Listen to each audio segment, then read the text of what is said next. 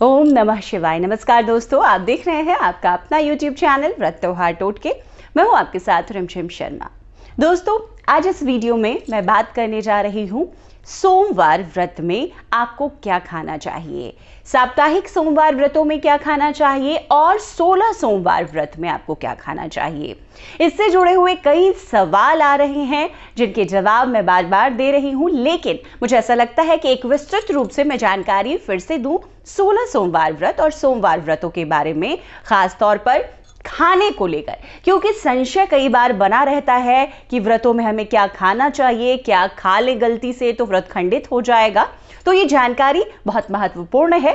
जानकारी अच्छी लगे तो जरूर लाइक कीजिए, आगे शेयर करना ना भूलिए। चैनल पर इसी तरह की जानकारियां मैं हर रोज आपके लिए लेकर आती हूं, तो चैनल को जरूर सब्सक्राइब भी कीजिए।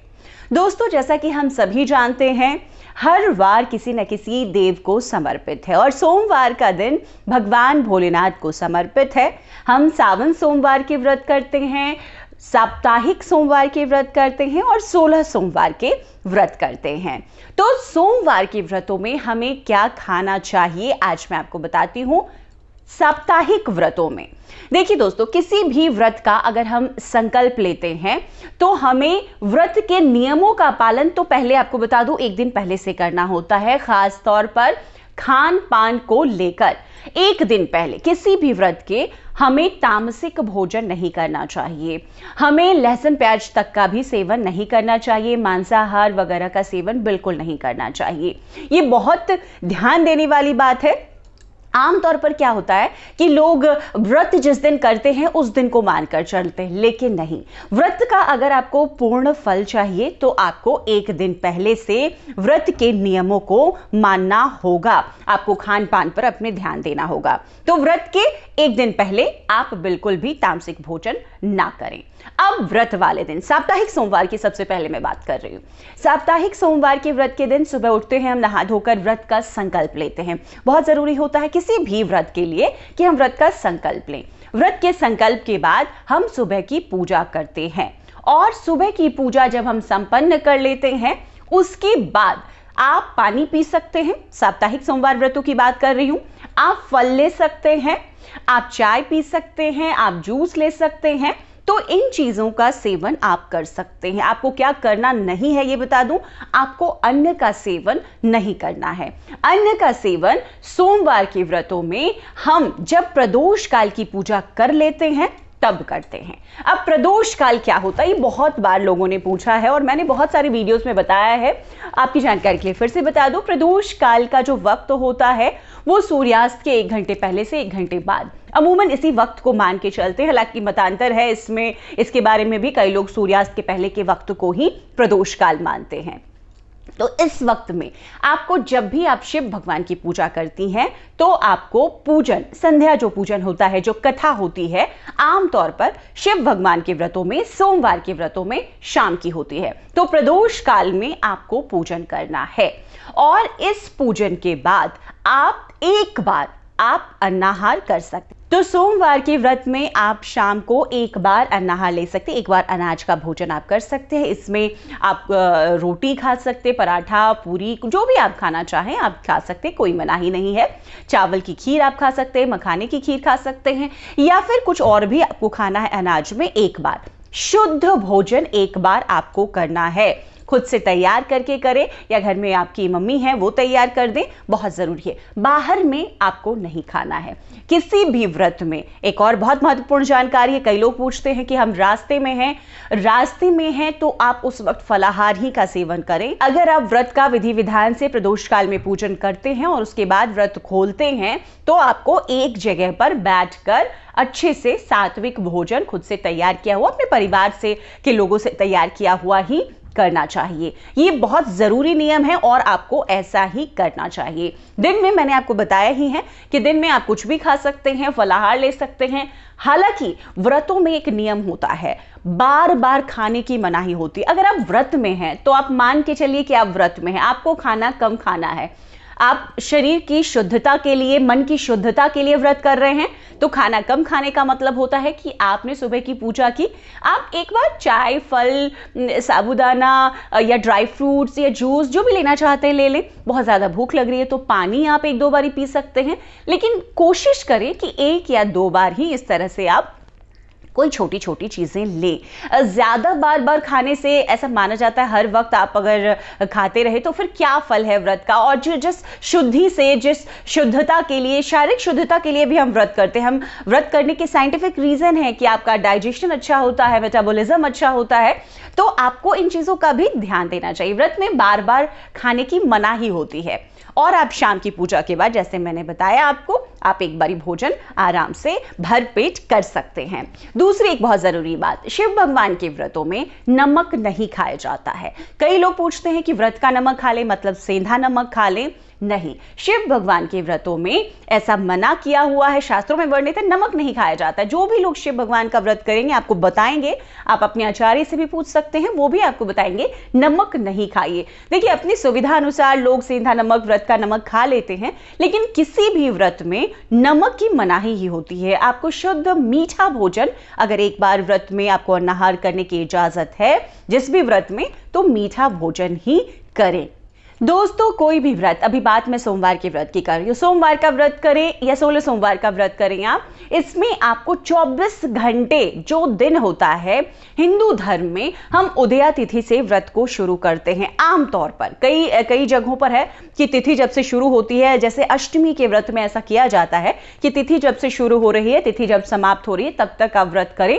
लेकिन इसमें भी नियम यह है कि सूर्योदय से अगले दिन के सूर्योदय तक व्रत जरूर किया जाता है। हाँ, अगर तिथि पहले शुरू हो गई तो आप पहले से शुरू जरूर कर लें। अब रही बात कि कोई भी व्रत 24 घंटे का, मतलब एक दिन की उदया तिथि से लेकर दूसरे दिन की उदया तिथि तक आपको व्रत करना चाहिए। अब सवाल ये, कई लोग जो सवाल कर लेते हैं कि क्या हम रात्रि 12 बजे के बाद खाना खा लें? नहीं, आप रात्रि 12 बजे के बाद भी आपको भूख भी लगे, आप पानी पी लें, फल खा लें, लेकिन जब तक सूर्योदय नहीं होता है वो दिन नहीं बदलता है। हमारे शास्त्रों में ऐसा वर्णित है कि कोई भी व्रत उदया तिथि के बाद सूर्योदय अगले दिन हो तभी आप व्रत का परायण करें। तो आप रात्रि 12 बजे के बाद भी खाना नहीं खाएंगे। किसी भी तरह का भोजन, जिस व्रत में जितने करने के नियम हो, जैसे सोमवार के व्रत में एक बार, आपको एक ही बार प्रदोष काल के बाद करना है। तो ये ध्यान देना है। और ये सिर्फ सोमवार के व्रत के लिए नहीं है, ये सभी व्रतों के लिए है। आपको 24 घंटे ही व्रत रखना है और अगले दिन की तिथि में जाकर व्रत का परायण करना है। दोस्तों, अब बात कर लेती हूँ 16 सोमवार के व्रतों की। इससे संबंधित कई सवाल पूछे गए हैं, खाने को लेकर, क्या खाएं, कब खाएं, कैसे खाएं, तो मैं उनके एक एक करके जवाब देती हूँ। ये वीडियो आपके लिए बहुत महत्वपूर्ण होगा, जरूर देखिएगा। 16 सोमवार में भी आप सुबह उठकर, जैसे साप्ताहिक सोमवार के व्रतों में है, आप व्रत का संकल्प लेंगे, पूजा करेंगे सुबह की, और उसके बाद आप दिन में चाहे तो पानी ले सकते हैं, फल ले सकते हैं और चाय पी सकते हैं, जूस ले सकते हैं। हालांकि 16 सोमवार के व्रतों में आमतौर पर जो करती हैं लड़कियां, महिलाएं, पुरुष जो भी करते हैं, वो दिन में एक बार चाय, पानी, दूध जो भी लेना चाहते हैं लेते हैं दिन भर, और बार बार वो व्रत में नहीं खाते। 16 सोमवार की व्रत की जो पूजा होती है वो प्रदोष काल में होती है। प्रदोष काल मैंने आपको बताया, तो प्रदोष काल की पूजा के बाद आप व्रत खोलेंगे। इस व्रत में प्रसाद का बहुत महत्व है। 16 सोमवार के व्रत में जो हम प्रसाद भगवान को भोग लगाते हैं, अर्पित करते हैं, उसी प्रसाद के एक भाग से हम अपने व्रत को खोलते हैं। अब प्रसाद का वो भोग, इसके बारे में भी एक बारी जानकारी मैं फिर से दे दूं। आमतौर पर जब 16 सोमवार हम व्रत करते हैं तो इसके नियम है। उन नियमों में है कि जो आपने पहली बार भोग लगाया है भगवान भोलेनाथ को, वही भोग 16वें सोमवार तक आपको लगाना है और उसी भोग का एक भाग आपको खाना है।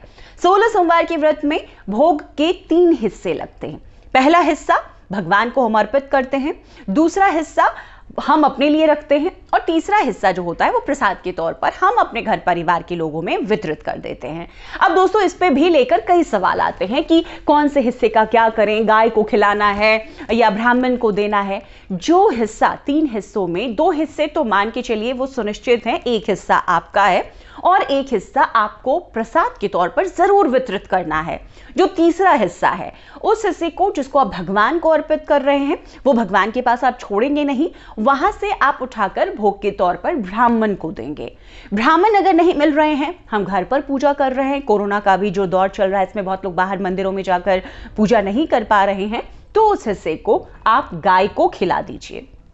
आप गाय को भी नहीं खिला पा रहे हैं, मुश्किल है, गाय नहीं मिल रही, आप जिस जगह पर हैं, तो उस हिस्से को किसी पौधे के नीचे आप थोड़ा सा जमीन नीचे निकाल कर खोद कर उसमें डाल के फिर भर दीजिए। ये हिस्सा जो है आप अगर ब्राह्मण को दें या गाय को खिलाएं, यही करना है आपको। मैं मजबूरी में तीसरी बात आपको बता रही हूं कि आप उसको दबा दें जमीन के नीचे, क्योंकि किसी के पैरों के नीचे आए और व्यर्थ ना जाए, इसीलिए ऐसा करना है। लेकिन इन 3 हिस्सों का यही करना होता है। ये सवाल बार बार बहुत सारे लोगों ने पूछा है, इसीलिए मैं आपको बता रही हूं। अब जो भी भोग आप लगाएंगे, एक भोग, जैसे आपने चूरमा बना लिया, आपको चूरमे का ही भोग लगाना है। आपने अगर खीर बनाई है, भगवान भोलेनाथ को खीर का भोग बहुत पसंद है, अगर आपने खीर बनाई है पहले सोमवार को, आप 16वें सोमवार तक खीर का ही भोग लगाएंगे। उसी का एक हिस्सा आपको प्रसाद के तौर पर ग्रहण करना है।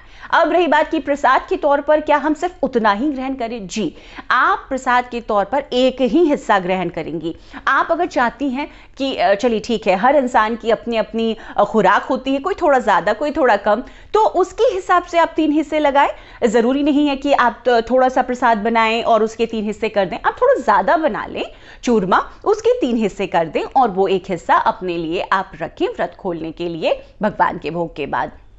ये नियम है। अगर आपने फल से किया, जैसे केले से किया है, जरूरी नहीं कि आप एक ही केला खाएं, 3 केले से आप करें। आप चाहे तो 1 दर्जन केले आप ला सकती हैं और भगवान को 4 केले, अपने लिए 4 केले और प्रसाद वितरण के लिए 4 केले, ऐसे आप कर सकती हैं। कोई मनाही नहीं है। आपने सेब लिया, लेकिन रखना आपको एक ही फल है, एक ही मिठाई है या एक खीर चूरमा जो भी है। आपने मिठाई ली है, आप 4 मिठाई का 3 हिस्सा करें, हिस्से बराबर करने हैं। सबसे महत्वपूर्ण बात यही होती है।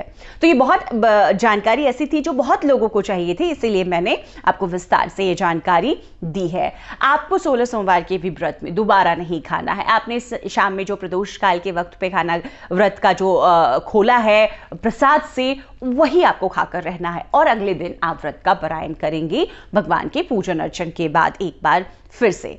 लेकिन दोस्तों, एक और महत्वपूर्ण जानकारी, अगर आपको मेडिसिन लेनी है, ये सभी के लिए, अगर आप सोमवार की व्रत कर रही हैं, 16 सोमवार की, या किसी भी व्रत में अगर आपको कोई मेडिसिन लेनी है, जरूरी दवाई है वो, तो कब लें हम व्रत में? वो आप ले सकते हैं जब आप व्रत खोल रहे हैं, तो संध्या काल में, जब आप प्रदोष काल के बाद व्रत खोल रहे हैं, तब भी आप मेडिसिन ले सकते हैं, या सुबह में जब आपने पूजा कर ली है, आप कुछ ग्रहण कर रहे हैं, जैसे कोई फल ले रहे हैं, चाय पी रहे हैं, जूस ले रहे हैं, तो आप उस वक्त भी उसके साथ में मेडिसिन, जो जरूरी दवाएं हैं और आपने व्रत मुश्किल वक्त में किया है, तो ले सकते हैं। इसमें कोई मनाही नहीं है। देखिए, जैसा कि मैंने मेडिसिन के बारे में आपको बताया, जरूरी दवाएं, जैसे कि गर्भवती महिलाएं, अगर 16 सोमवार का व्रत हमने शुरू कर दिया है, 4 महीने का ये व्रत होता है, बीच में किसी महिला ने गर्भ धारण किया है, उनके लिए दवाएं बहुत जरूरी है और उन्हें लेनी चाहिए, क्योंकि स्वास्थ्य भी बहुत जरूरी है। भगवान ऐसा नहीं कहते कि अपने स्वास्थ्य को आप नुकसान करके व्रत करें, तो आप जरूरी दवाएं, जैसा मैंने बताया, इन 2 समयों पर ले सकती हैं, कोई दिक्कत नहीं है।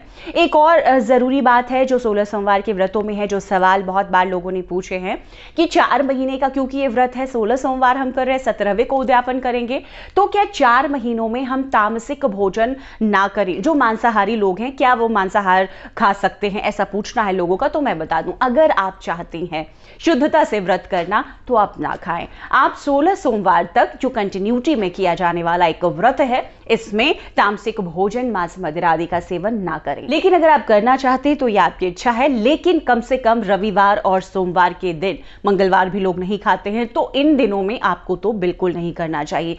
देखिए, मैंने पहले भी बताया कि किसी भी व्रत को हम एक दिन पहले से ही शुरू कर लेते हैं और उस दिन हमें पूरी शुद्धता के साथ भोजन करना चाहिए। अगले दिन जो व्रत है, उसके पहले शरीर की, आत्मा की शुद्धि, मानसिक शुद्धि बहुत जरूरी है, तो एक दिन पहले से आपको बिल्कुल शुद्ध शाकाहारी भोजन करना चाहिए। तो दोस्तों, सोमवार और 16 सोमवार के व्रत, जो भगवान भोलेनाथ का सबसे प्रिय व्रत है और ज्यादातर लोग करते हैं, जिनकी भी भगवान में आस्था है, जो भी मनचाहे घर वर की कामना के लिए महिलाएं, लड़कियां खासतौर पर ये करती हैं, ये जानकारियां उनके लिए बहुत महत्वपूर्ण है।